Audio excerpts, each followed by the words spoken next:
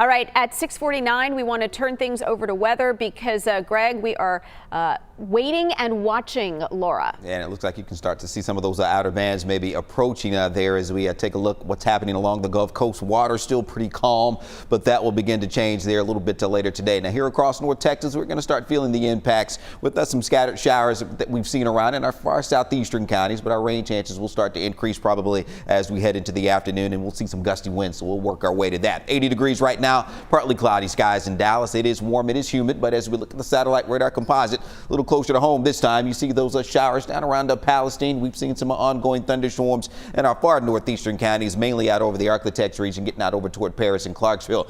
There's Laura out in the Gulf of Mexico. You can see that the eye well defined now, so it will continue to strengthen. We'll get another update coming up here in just a couple of minutes as we head toward the top of the hour, and some of those bands of showers and storms are already beginning to move a little closer toward the coast of Louisiana and Texas. Now the storm spins inland as we head toward later today around midnight tonight as a major hurricane, category 3 at least, could be a category 4 storm just before making landfall. It is forecast to be that as it works its way northward. We'll start to see the showers and thunderstorms closer to the center of circulation. Our southeastern counties in East Texas will have the best chance for the heavier rain and the stronger winds, but we will have some pockets of some heavier downpours. It looks like across parts of North Texas as well. Maybe not everyone seeing rain, but our rain chances will be increasing as we head into this afternoon, and those will continue as we go through the day on tomorrow. So some of those winds could be gusting up around 60 miles per hour in our far eastern counties, Sulphur Springs on into East Texas there. And as we get back toward the Metroplex, we could see some wind gusts up to around 30 miles per hour